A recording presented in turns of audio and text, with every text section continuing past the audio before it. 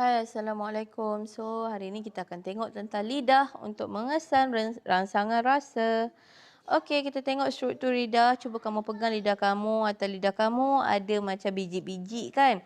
Okey, bintik-bintik kecil pada permukaan lidah tu kita panggil sebagai papila. Okey, dan papila ni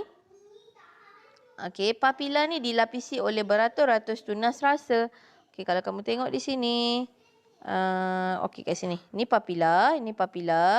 Okey, dan yang warna kuning yang ada di atas papila ni, inilah tunas rasa. Dan kalau kamu nak tahu, setiap tunas rasa tu, dalam setiap tunas rasa ni ada 10 hingga 50 reseptor rasa. Okey. Ini satu tunas rasa yang satu bintik kuning tadi tu. Okey, dia ada 10 hingga 50 reseptor rasa untuk mengesan pelbagai jenis rasa. Okey. Alright. Jadi kita nak tengok seterusnya.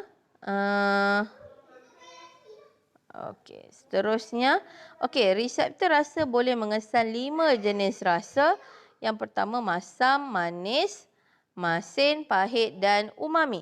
Apakah itu rasa umami? Okey, rasa umami ni ialah rasa yang dikaitkan dengan rasa lazat.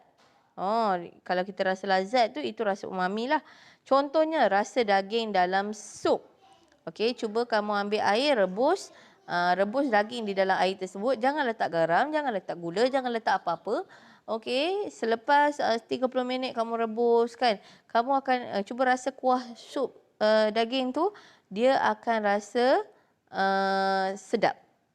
Sup daging tu rasa sedap semula jadi. Itu rasa umami. Okey, so boleh kot lepas ni kita ubah, kalau nak kata sedapnya umaminya. Contohlah kan. Alright, ataupun MSG. Contoh rasa umami ni MSG. MSG ialah monosodium glutamate. Okey, selalunya MSG ni orang letak dalam keropok. Okey, kalau kamu beli keropok, ada keropok kat rumah, kamu cuba tengok kat belakang label food package tu, kamu tengok ada tak MSG ataupun monosodium glutamate. Kalau ada, maksudnya itulah perasa yang menjadikan dia sedap lah.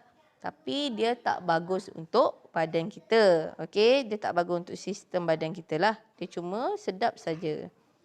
Okey. Bagaimana reseptor rasa dapat mengesan rasa? Okey, yang pertama, bila kamu kunyah makanan, bahan kimia dalam makanan akan melarut dalam air liur. Air liur ni sangat penting.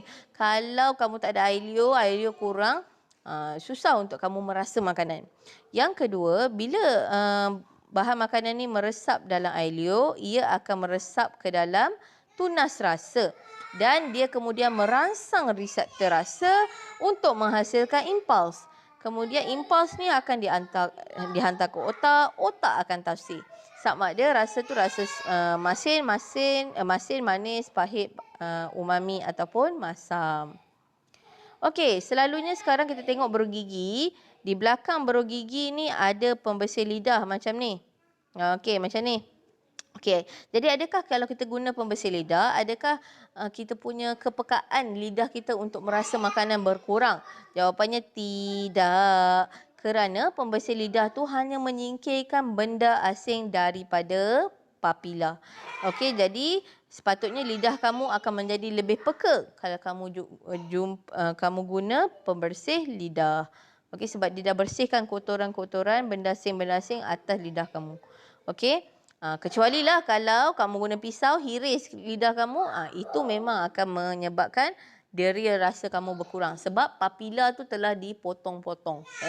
Bayangkan, sakit. Okey, next. Semua kawasan lidah peka kepada semua 5 jenis rasa. Okey, semua bahagian lidah kamu ni boleh rasa semua rasa. Yang kita cakap tadi 5 tu.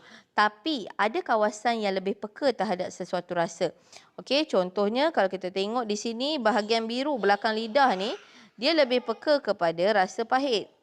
Rasa lain pun dia boleh rasa, tapi paling dia boleh detect, dia boleh kesan adalah rasa pahit di sini.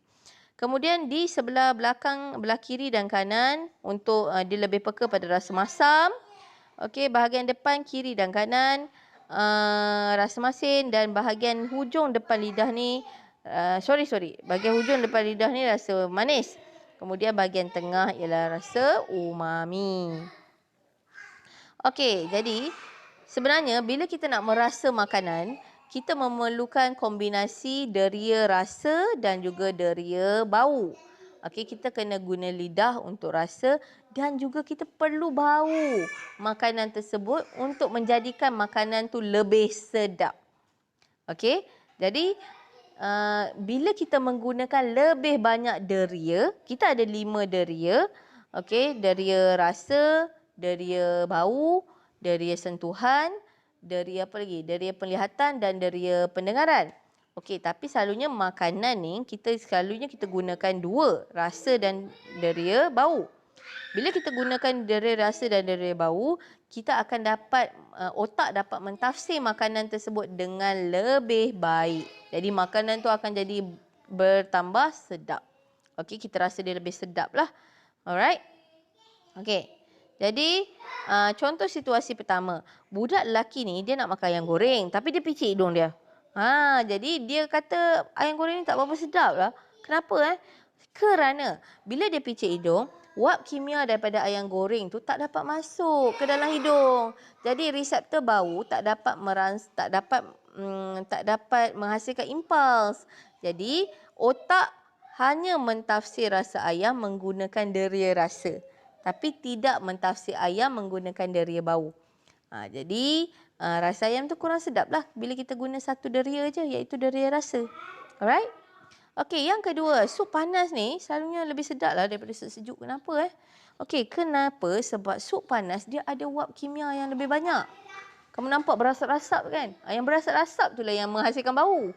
Okey, kalau dia tak berasap, dia tak ada bau.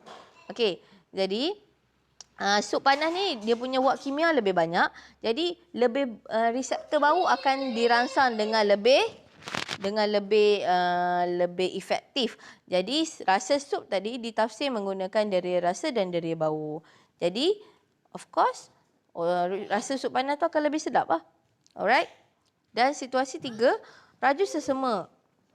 Dia rasa semua makanan dia tawar.